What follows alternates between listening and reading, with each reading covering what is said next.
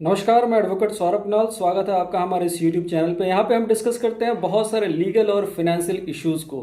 मित्रों, तो आज का हमारा विषय है एंटीसिपेटरी बेल। एंटीसिपेटरी बेल जिसे हम आम तौर पे अग्रिम जमानत कहते हैं। तो आज हम इस विषय पे चर्चा करेंगे। हम जानेंगे कि अग्रिम जमानत हमें कब मिल सकती है और अग्रिम जमानत पाने की क्या शर्तें हैं, हम उन शर्तों के बारे में भी जानेंगे। इसके साथ ही साथ हम ये भी जानेंगे कि ऑनरेबल सुप्रीम कोर्ट ने इस पे क्या गाइडलाइंस दिए हैं। इन सारे विषयों के साथ साथ हम ये भी जानेंगे कि अग्रिम जमानत याचिका यानी कि एंटीसिपेटरी बेल पिटीशन को कैसे ड्राफ्ट किया जाता है। इन सारे विषयों पे हम आज विस्तृत चर्चा करने वाले हैं। तो वीडियो शुरू करने के पहले मैं आपसे आग्रह करना चाहूँगा, निवेदन करना चाहूँगा कि अगर आप चैनल पर नए हैं तो हमारे चैनल को सब्सक्राइब करें, अपने व्यूज़ कमेंट बॉक्स में लिखें और अगर वीडियो पसंद आया तो इसे लाइक करना बिल्कुल भी ना भूलें। तो मित्रों, चलिए हम शुरुआत करते हैं, जानेंगे कि एंटीसिपेटरी बेल क्या होता है। तो मैं आपको जानकारी के लिए बता दूं कि एंटीसिपेटरी बेल को हमारे सीआरपीसी में कहीं भी डिफाइन नहीं किया गया है, लेकिन एंटीसिपेटरी बेल यानी प्री अरेस्ट बेल, इसका प्रोविजन है सेक्शन 438 ऑफ द सीआरपीसी, यानी सीआरपीसी के सेक्शन 438 में इसका प्रोविजन दिया गया है।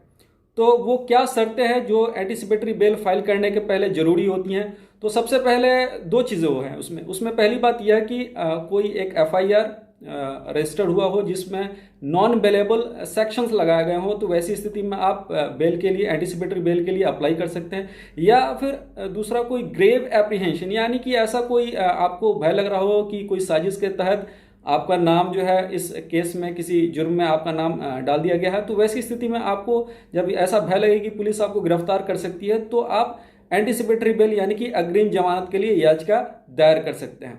तो ये इसकी दो शर्तें थी। आइए हम अब जानते हैं कि सुप्रीम कोर्ट के क्या गाइडलाइंस हैं। तो बिपिन भाई वर्सेस स्टेट ऑफ गुजरात में supreme court, honourable supreme court ने यह कहा है कि चूंकि जो अरेस्ट है it's a violation of our fundamental rights, particularly the article 21। हमारा अगर कोई किसी व्यक्ति को गिरफ्तार किया जाता है तो उसके जो मौलिक अधिकार हैं, जो कि संविधान के, भारत के संविधान के अनुच्छेद 21 में दिए गए हैं, इसके विरुद्ध है। इसलिए अग्रिम जमानत यानी कि बेल इसके लिए एक सफिशिएंट ग्राउंड है कि हमारे जो जीवन के अधिकार हैं वो बाधित ना हो, और इसके लिए बेल के लिए याचिका दी जा सकती है। दूसरी जो सबसे गंभीर विषय है कि एंटीसिपेटरी बेल की समय क्या होती है, यानी कब तक ये मान्य होता है। तो हाल ही में दिल्ली हाई कोर्ट ने Sushila Agarwal versus state of Delhi में इस बात को जाहिर कर दिया है कि इसमें कोई टाइम लिमिट नहीं है। तो एंटीसिपेटरी बेल का कोई वैसा टाइम लिमिट नहीं होता। ये केस जब तक ट्रायल चल रहा है तब तक ये मान्य हो सकता है। तीसरी जो सबसे इंपॉर्टेंट चीज़ है, जो क्या होता है कि कई बार घरेलू झगड़े में जो महिला होता है वो अपने ससुराल वालों को 498 के मुकदमे के अंतर्गत कई बार, जैसा कि Arunesh Kumar versus state of Bihar में सुप्रीम कोर्ट ने खुद ये पाया है कि बहुत सारे, ऑलमोस्ट जितने भी केसेस होते हैं 498 एक उसमें 95% केसेस जो हैं उसमें प्रोसिक्यूशन, चार्जशीट फाइल होने के बाद प्रोसिक्यूशन स्टोरी स्थापित नहीं हो पाती। यानी कि उसमें जो गुनाह है, जो कसूरवार हैं, जो आरोपित हैं, उनके ऊपर गुनाह सिद्ध नहीं हो पाता। तो वैसी कंडीशन में वर्ष 2014 में जो माननीय सर्वोच्च न्यायालय है वो Arunesh Kumar versus state of Bihar में कुछ गाइडलाइंस जारी किए थे। ये गाइडलाइंस ये थे कि कोई भी ऐसा अपराध होता है जिसमें सजा 7 साल से कम होती है तो पुलिस उसमें अरेस्ट नहीं कर सकती है, बल्कि एक 41 का नोटिस पुलिस को भेजना होगा आरोपियों के ऊपर, और आरोपी फिर उसका जवाब दे सकते हैं या उस समय वो एंटीसिपेटरी बेल करा सकते हैं। और जितने भी उनके पास लीगल और एडमिनिस्ट्रेटिव रेमेडीज है, उन सारी जो भी उनके पास विकल्प है उन सबका वो कर सकते हैं।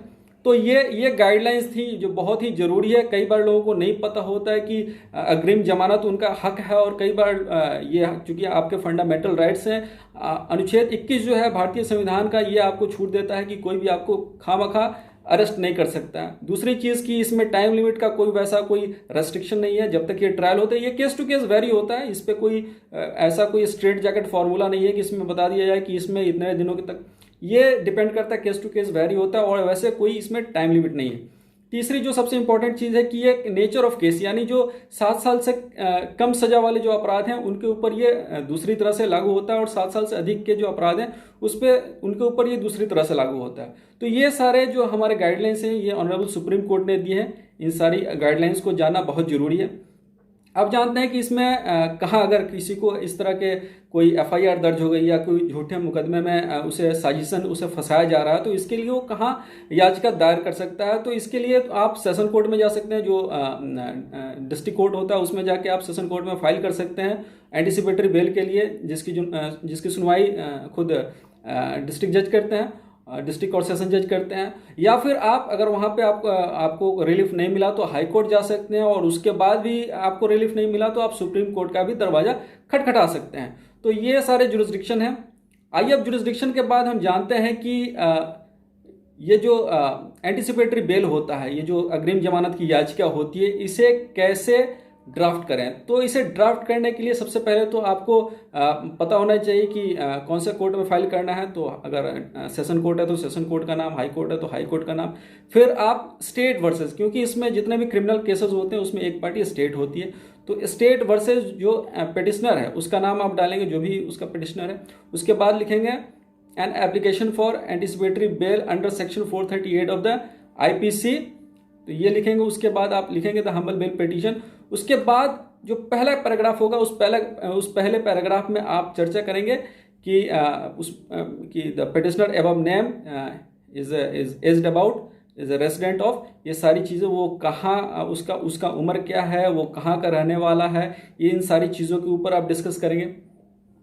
दूसरे पैराग्राफ में आप ये चर्चा करेंगे कि ये जो एफआईआर दर्ज हुआ है वो कौन से तारीख को दर्ज हुआ है, कौन से पुलिस स्टेशन में दर्ज हुआ है, और वो कौन से धाराओं के अंतर्गत दर्ज हुआ है। ये दूसरी चीज़ जो है आप दूसरे पैराग्राफ में लिखेंगे।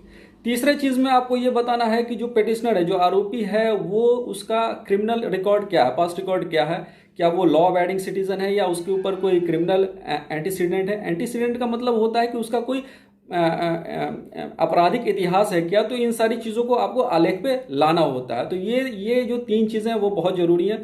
चौथे पैराग्राफ में आपको प्रोसिक्यूशन स्टोरी, यानी कि जो एफआईआर में जो कुछ भी घटना हुई है उस सारी चीज़ को नैरेट करना पड़ता है। इसके बाद आप बताते हैं कि फैक्ट्स और एक्चुअल ग्राउंड्स क्या थे, कि उसे झूठा फंसाया जा रहा है, एक कॉन्कॉक्टेड स्टोरी है, एक साजिश के तहत फंसाया जा रहा है। जो भी फैक्ट्स हैं उन सारे फैक्ट्स को, ग्राउंड्स को आपको बताने होंगे। उसके बाद आपको ये बताना होगा कि इस केस में जो है जो आरोपी है उसको इन्वेस्टिगेशन के लिए गिरफ्तारी की जरूरत नहीं है, वो कोऑपरेट करने के लिए तैयार है। इसके साथ ही आपको ये भी बताना होगा, जब कोई एंटीसिपेटरी बेल आप लिख रहे हैं तो आपको ये बताना होगा कि इस तरह से मिलती जुलती कोई भी दूसरी पिटीशन डिस्ट्रिक्ट कोर्ट में या हाई कोर्ट में या सुप्रीम कोर्ट में नहीं दाखिल की गई है, और अगर दाखिल की गई है तो आपको बताना होगा ये फर्स्ट एंटीसिपेटरी बेल है या सेकंड एंटीसिपेटरी बेल है। खासकर दिल्ली के मामले में मैं बताना चाहूँगा, मेरा खुद का अपना पर्सनल एक्सपीरियंस है कि दिल्ली में अगर कोई एंटीसिपेटरी बेल होता है तो वहाँ पे लिखना पड़ता है पिटीशन में, this is the first anticipatory bail और द सेकंड एंटीसिपेटरी बेल। और साथ ही साथ आपको एनेक्स भी करना होगा, अगर फर्स्ट एंटीसिपेटरी बेल रिजेक्ट हो गया है तो उसका कोर्ट ऑर्डर भी आपको साथ में अटैच करना पड़ेगा। ये सारे प्रावधान है। तो ये कितनी बार आपने एंटीसिपेटरी बेल के लिए अप्लाई किया है और उसमें क्या क्या ऑर्डर आए हैं, उन सारी चीज़ों को आपको बताना होगा। साथ ही साथ आपको ये भी बताना होगा कि जो पिटिशनर है उसके पास जो सियोरिटीज़ है, उसके पास जो कोई भी पर्सन है जो उसकी गारंटी ले सकता है कि ये आदमी जो है इन्वेस्टिगेशन में कोऑपरेट करेगा या इन्वेस्टिगेशन के दौरान भागेगा नहीं, इन सारी चीज़ों के ऊपर एक सियोरिटी भी देनी होती है। तो ये सारी चीज़ें हैं। तो इस तरह से आप पूरा जो एंटीसिपेटरी बेल एप्लीकेशन है उसे ड्राफ्ट कर सकते हैं। लेकिन एंटीसिपेटरी बेल को ड्राफ्ट करने के लिए आपको दो चीज़ें बहुत ही जरूरी हैं जो कि जाननी चाहिए, कि पहले की जो सेक्शंस लगे, जो धाराएं एफआईआर में लगी हुई हैं, उन सारे धाराओं के ऊपर आपको पूरी जानकारी होनी चाहिए। उसके इंग्रेडिएंट्स कैसे हैं, वो जो धाराएं लगाई गई हैं वो साबित हो पा रही है कि नहीं एफआईआर के नज़रिए से। इन सारी चीज़ों के लिए आपको जो कानून है उसको ढंग से आपको जानना चाहिए। और दूसरी चीज़ जो इससे भी ज़्यादा इंपॉर्टेंट है कि जो सेटल्ड प्रिंसिपल ऑफ लॉ है, जो कुछ भी, क्योंकि हमारा जो जुडिशियल सिस्टम है काफ़ी सालों से चल रहा है और ऑलमोस्ट जितने भी अपराध हैं उनके ऊपर एक सेटल्ड प्रिंसिपल है जुडिशियरी में, और जुडिशियरी उसी को फॉलो करती है। तो आपको इन सारे जो सेटल्ड प्रिंसिपल है वो जानने चाहिए, तभी आप एक बेहतर एंटीसिपेटरी बेल एप्लीकेशन बना सकते हैं। तो ये थी जानकारी एंटीसिपेटरी बेल एप्लीकेशन के बारे में। अगर आपको ये वीडियो पसंद आया हो तो इसे लाइक करें, शेयर करें और अपने व्यूज़ हमें कमेंट बॉक्स में ज़रूर लिख के बताएं। तो इस वीडियो को देखने के लिए धन्यवाद।